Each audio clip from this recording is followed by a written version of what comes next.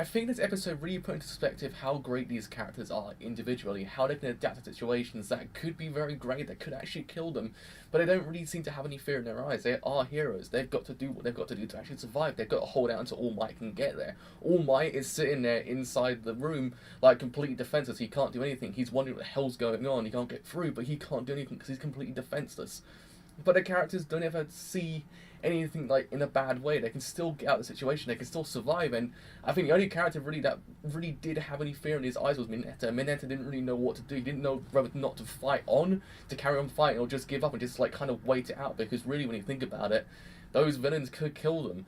And I love Deku. Deku again. I also said every single goddamn week. Deku's an amazing protagonist. He's one of the best protagonists to come out this season in a very long time, I must say, because really he isn't one of those characters that ever loses composure. Yeah, in some certain aspects of the beginning, when the villains first came in, you could see that he was kind of shaking a bit. He was really kind of like scared, like wondering what the hell's going on here.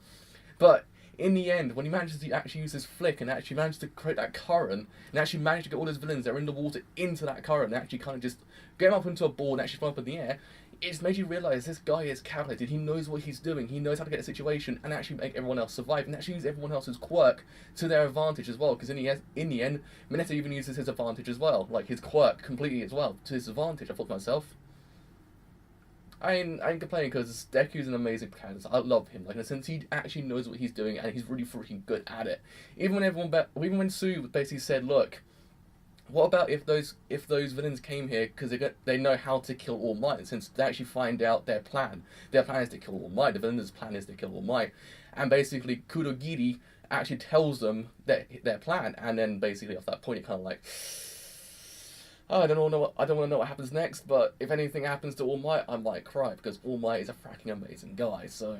Yeah, and then Sue basically saying, after basically like kind of rescuing Midoriya from that actual like kind of water and actually put him onto the ship, she actually says, "Look, what about if they actually know a way to kill him? In a sense, if they know a way to kill him, because they said they're going to torture us like, really, really badly. In a sense, they might know how to kill him. We actually might not be able to survive. Even when All Might comes here, we might not get out of here in one piece." And you can see him in Mineta's eyes. He's like, I never signed up for this. Like, this isn't the sort of thing I signed up for. But Deku never loses composure. He thinks about what he can do to get out of the situation. He doesn't sit there and say, "Well, beep, we're F." Like, since he doesn't sit there and go, "Christ, well, we're not going to get out of the situation alive." No, he thinks of a way to actually get out of the situation. He knows that those villains don't really know about their quirks. He knows they don't really know much about it, so they can actually use that to their advantage. Plus, on top of that, when you think about it, they actually don't know too much about them. So they actually kind of put that in that situation, thinking they don't know how to get out of that situation, don't know how to get out of that situation. So that the villains have that to their advantage. When you think about it, no, because these kids can adapt. These kids can adapt to any situation they're given. Because when they were like cycling through all the characters, you can see in their eyes, not one of them had any fear. Not one of them looked like they were going to cry or kind of break down and just go, "Well, Christ, we're going to die here." Not one of them. They all adapted to the situation and basically said, "Look, we've got to actually fight. We've got to carry on until All Might gets it. Until All Might gets it, we've got to survive." And Aizawa, let's talk about Aizawa. Aizawa's an amazing guy. Like, since when he started fighting, I was like, this dude's freaking amazing. Like, he was decimating villains left, right, and centre. In a sense, he was using his eraser head quirk to his advantage. I was like, huh. And then before he actually went and told Deku, "Look, what's the point of being a hero with only one trick?" I was like, he's got a point there. So and then when you think about it, because he said like, "Well, your quirk is not really offensive, since it's not really something you can use in like kind of front lines." And then he goes, "Well, what's the point of being a hero with just one trick?" And he actually goes in there and starts fighting all the villains and actually gets out of that completely. I thought to myself, dude, I love this guy. Aizawa's an amazing dude. I wish he was actually a real teacher because he would be fracking amazing. Plus, also, I've got to talk about the actual principal as well. The principal was so freaking cute. And since I actually had to go watch that scene about 5 times because I just couldn't go over how cute he was. I was like, I just want one. I literally just want to pick him up out of the anime and just keep him because he was so freaking cute.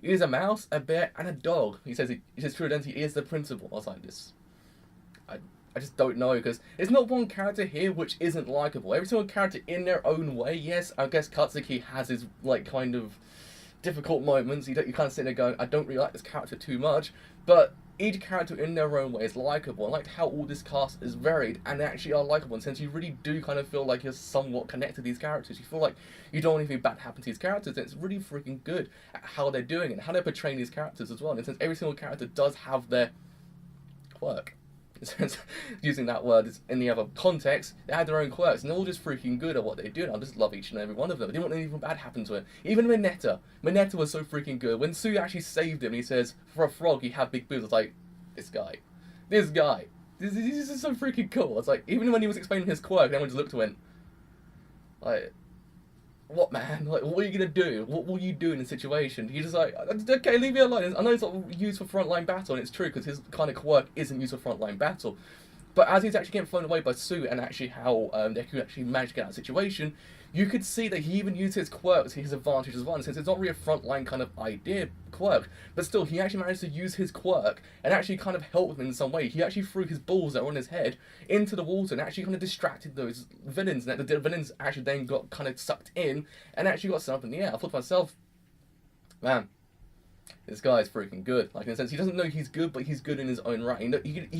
When he's needed, he's good. That's what the main thing is. I think it's every single character in anime. When they're needed, they are good at what they do. That's the main thing. Deku just knows how to get out of situations, fracking down well. He doesn't lose composure. He never actually just wants to sit there and just kind of just gives up.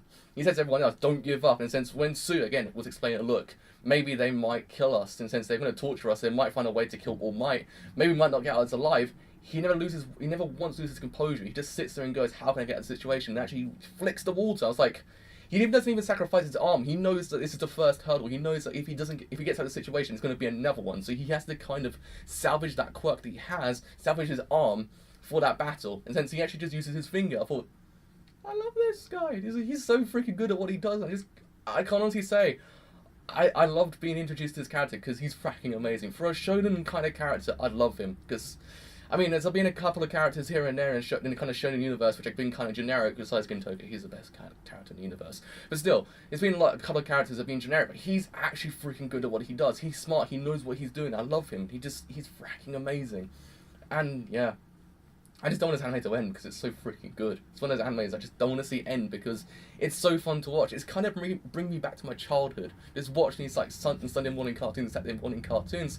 It's just so freaking great. I love it. I just really freaking do. And Aizawa is just so freaking great, I must say. And Tomura is terrifying. Even though he's not doing anything, he's just standing there with his hands on his face. He's still fracking terrifying. I was going to go, I don't like this dude, just get him out of it, because he's generally terrifying. He's going to just stand there, do nothing for about 25 minutes, but he can still be terrifying, because his presence is enough to be terrifying. Plus, the soundtrack's freaking awesome as well, so that's also pluses. But yes, so, with all that said, I've been the driver. If you like, do leave a like, it doesn't go to bit, leave a sub. Do leave a sub, it doesn't go to bit. PSA, actually. If anyone's actually watching this video doesn't actually know already, ReZero episode 10 is delayed once again, because of the tennis, apparently. So, if anyone didn't know that already, it's actually been delayed, so don't know what time it's coming out, probably last week's time. So yes, we've liked to be a driver, and I will see you guys later.